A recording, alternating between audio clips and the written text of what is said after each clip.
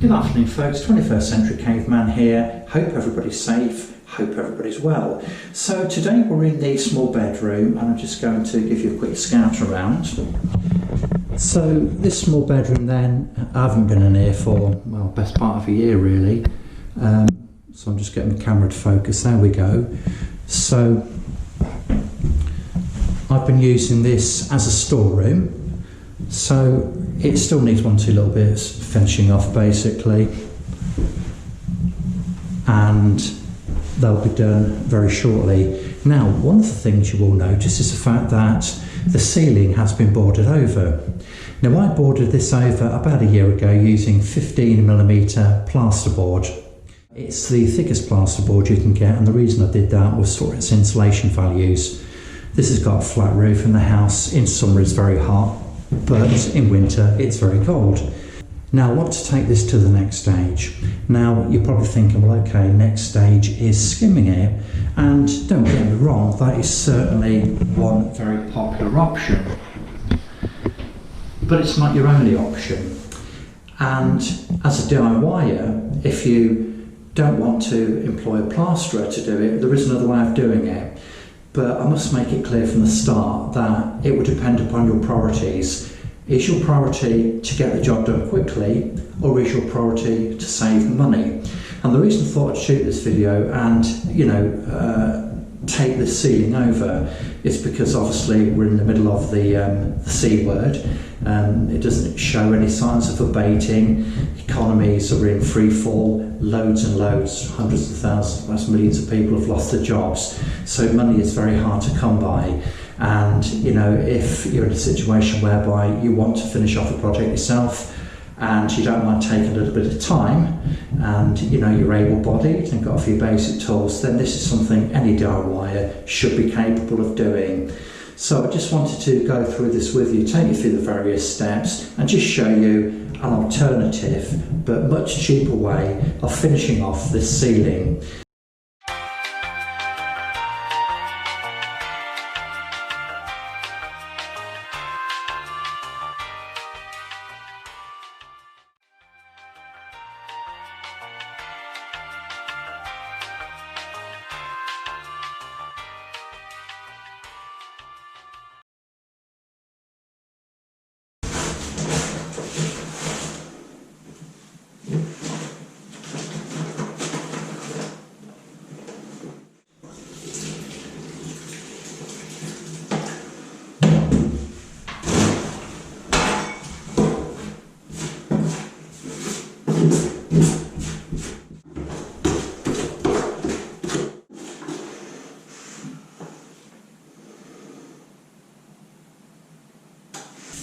So I'm going to start then by using the 6-inch taping knife.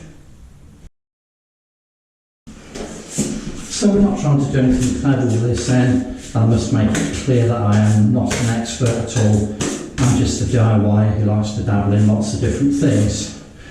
So I've stuck it on a hawk look, but you can just take it straight from the book, it doesn't make any difference. So the first thing we're going to do then, I want to get some plaster down that crease.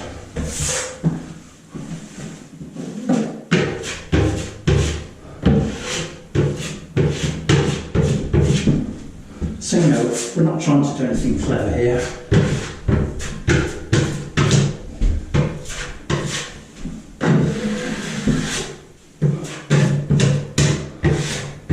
I'm just trying to get rid of any air pockets and seal that the best I can.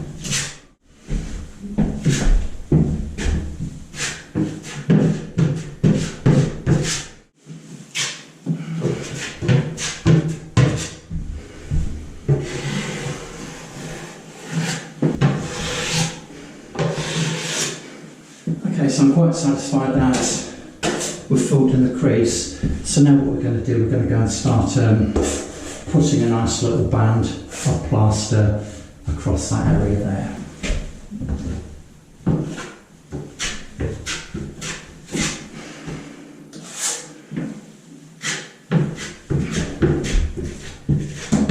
So you can do this with a trowel or a taping knife. It's down to personal preference really.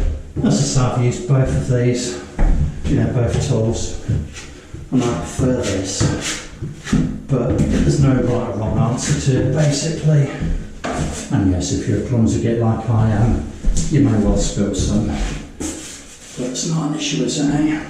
It's all part of the fun.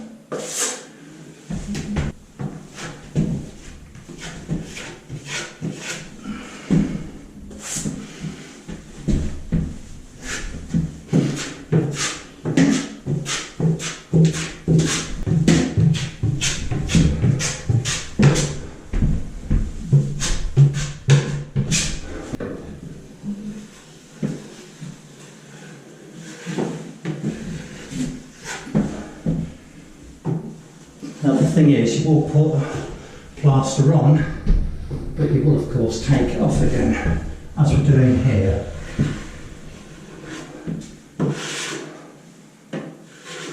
It's going to be a couple of coats of this. The second coat will be wider than the first. So there we go, we'll put quite a bit on, but we're taking quite a bit off as well. That's going back on the drum. So the next thing then, we need the tape. So I'm just going to make a bit of a guesstimate as to how much you need. Make sure you've got a nice square edge. The important thing to bear in mind with this then is the fact that, I don't know whether you can see this, but there is a ridge right down the middle. There's a right side and a wrong side to put this on, okay? That ridge, the bit that sticks up like that, needs to go against the plasterboard, okay?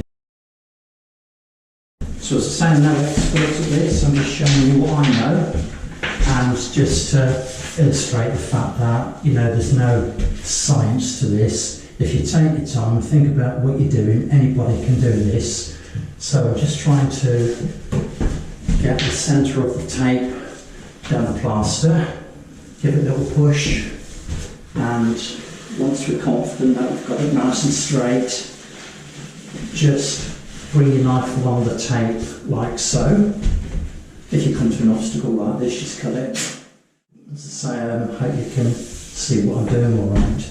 And go, look, so if you just pull the tape out a little bit, just try and hold it down one end, and then just straighten it up a bit so you're confident you've got the crease on the boards of the joint. And then start pressing it into the plaster.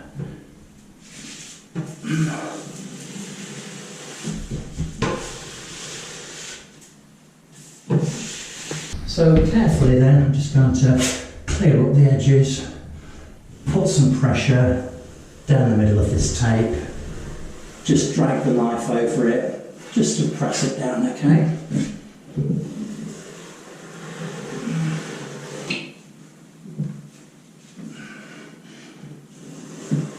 You know, we're not after a huge amount of plaster on here. We just want to basically strengthen that gap and cover up the hole.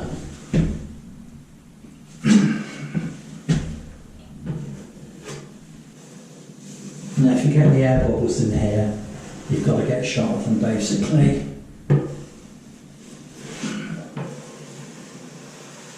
So I'm quite happy that that tape's sitting nicely in that bead of plaster. So what I'm now going to do then, I'm going to go back with some more plaster and then set it properly, okay? So I've got 60 minutes to work with this then, plenty of time. And like I say, you know, you don't need to do anything fancy with this, you know, you don't need any fancy strokes or anything like that. You just need to make sure that the tape is covered.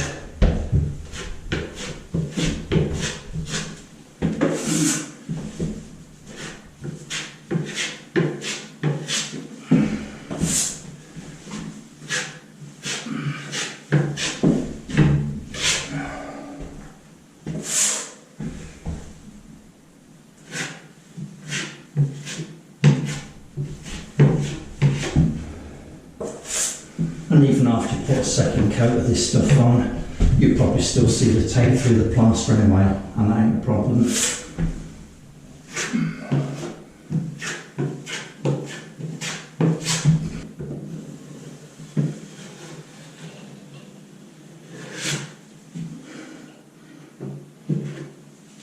Now we've got some bits of plaster left, so what we're going to do, look, just take down any high points on here, and then we're going to go over them again.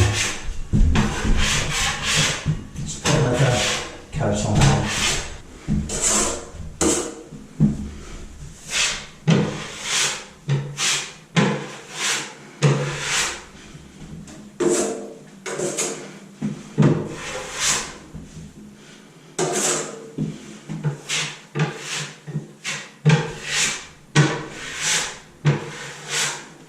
Right, okay, so look, that's a close-up, and as you can see the tape is concealed quite nicely. Now I'm not going to keep going over this, okay, with the trowel. I'm going to wait until it hardens a little bit first, and then I'm going to just go over it probably once more. I don't need to do any more than that. We can see we've set the tape very nicely in there, look, that's lovely and smooth.